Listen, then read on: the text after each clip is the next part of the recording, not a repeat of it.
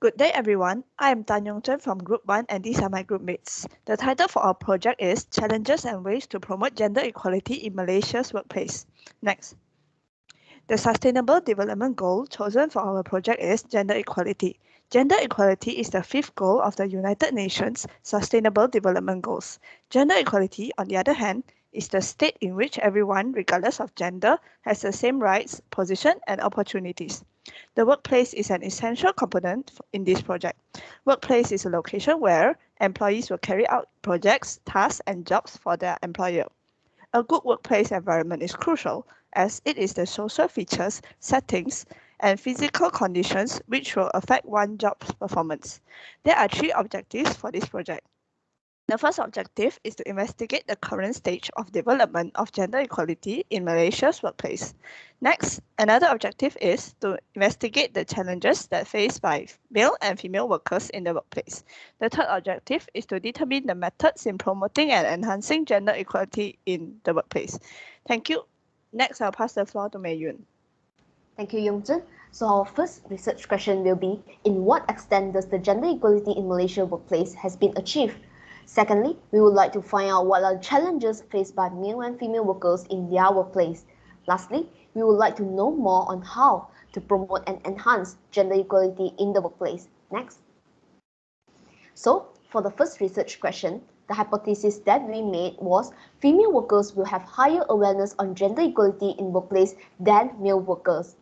So, according to an article, Gender Equality at the Workplace, Malaysia's Census and Prevailing Challenges, it indicates that there was a continuous growth of participation of women into the workforce since 2017. This phenomenon also portrays women in Malaysia started to aware that they can also take part in contributing their knowledge and power in the society as the men do, and also realize that it is suitable for them to fight for equal rights in all circumstances, including workplace. Furthermore, our second hypothesis will be gender stereotype is the major factor of unfair treatments between male and female. According to Onman and Onman, gender stereotyping has a constant impact on the career advancement of female managers in middle management positions. Women generally are treated unfairly because of their gender instead of their performance, and they have to overcome many limitations to continue their profession in a male-dominated society.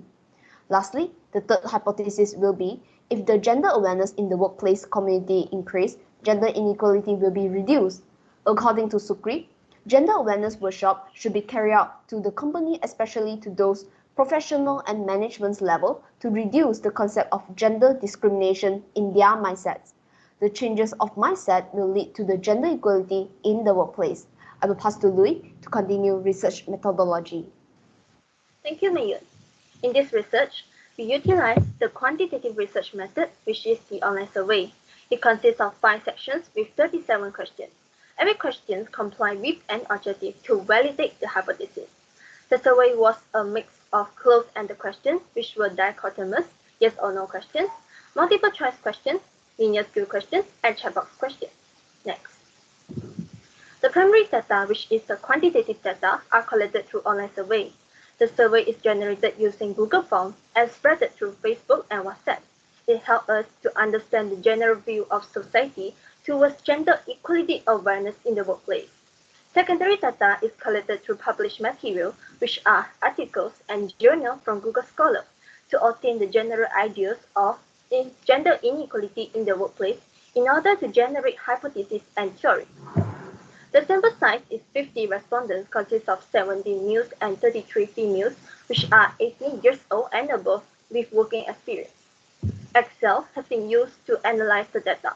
From the data, pie chart or bar chart for each question was generated to represent the distributions of our respondent choices. Collected data will be used to prove the generated hypothesis and discover new findings. Next, I will pass to Hong Kiat for the summary of findings. Thanks, Li-Wen. I'll present a summary of findings on hypothesis 1. So based on our findings, we found out that male and female workers have similar level of awareness on the gender equality issues in the workplace. So the male and female workers has picked similar choices when they are asked on questions related to gender equality in the workplace. Okay. So second, Male workers have clearly showed strong denial or objection on the gender stereotype questions. This has shown that male workers have already practicing mutual respect between male and female workers. Third, the surprising points that we discovered during the study is male workers are the ones who witnessed and encountered more gender inequality issues in their workplace, and they will disagree to the statement that the companies have gender inclusive culture. Therefore, the null hypothesis was not accepted. Next. This is one of the questions designed to validate our hypothesis. So do you think it is right that women should be paid less for doing the same job as men because they have to take more career breaks? So based on our findings, we found out that 100% of the respondents has rejected the statement that women should be paid less for doing the same job as men. This has indicated that for workers' perspective, their salary should be evaluated based on their skills, abilities, and their extra values that they could provide for their companies, regardless of the gender. Thank you. Next, I'll pass to Jason Pai for the next hypothesis. Thank you, Hong Kia. I will explain more about the data findings based on hypothesis 2. We have found out that both male and female did face mistreatment in the workplace. Most employees are satisfied with the employer's fair treatment, like in terms of salary pay, career improvement program, and other golden opportunity. However, there are some employees feels uncomfortable with impolite treatment from colleagues of different gender due to verbal assaults based on their physical appearance. Null hypothesis is not accepted.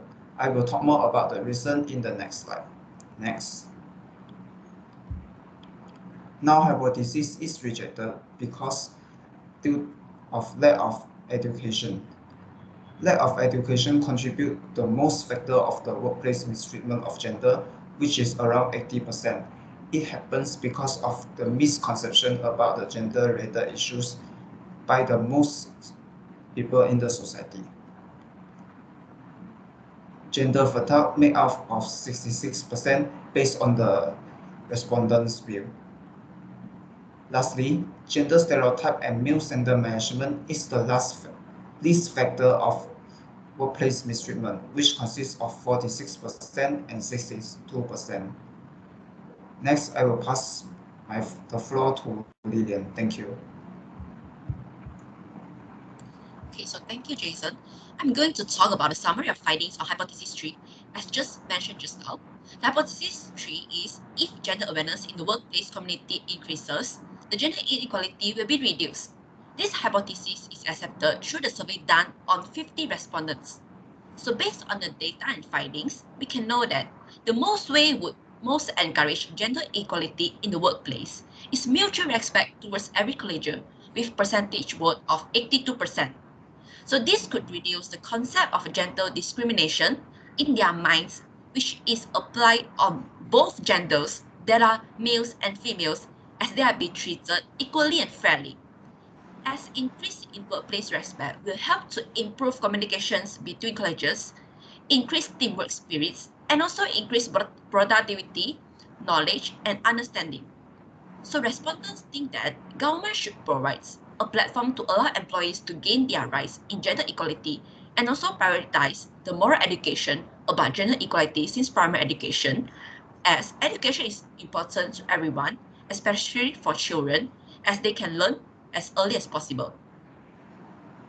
Therefore, as we can conclude, the most effective way that can encourage gender equality in the workplace is get mutual respect towards every colleagues. So here's a small conclusion. We sincerely hope that the problem of gender inequality can be overcome and shows a better result on the field of workplace with these efforts and effective ways from the government, public, and everyone of us. That is all of our presentation. Thank you.